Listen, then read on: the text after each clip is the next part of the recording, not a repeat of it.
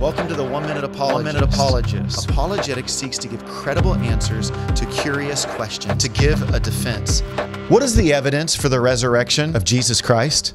The next line of evidence for the resurrection of Jesus Christ is the reality of the empty tomb. The first theory that began to burst on the scenes after the resurrection of Jesus Christ in order to rebut the claim that the disciples were making is the idea that the disciples stole the body of Jesus, or that his body was stolen. Now, the disciples wouldn't steal the body and then go die for the dead Christ that they supposedly claimed rise from the dead. Not only that, if somebody else stole the body, when the disciples were going about saying, "He's alive, he's alive," if indeed Jesus did die and didn't rise from dead and his body was stolen, they would have brought the body to bear and said, "Look, these guys are lying. This thing is a hoax." Now, I find it also significant that the first discoverers of the empty tomb were women. And this is very important.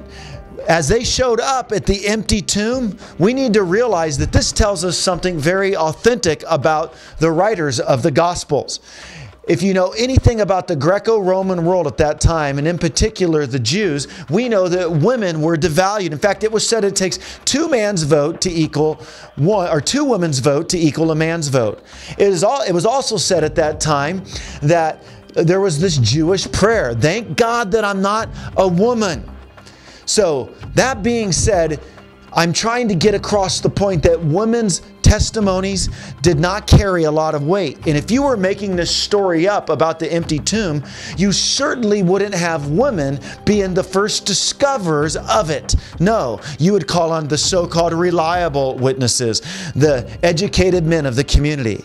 This tells us that they were authentically recording what really did happen, that the tomb was empty.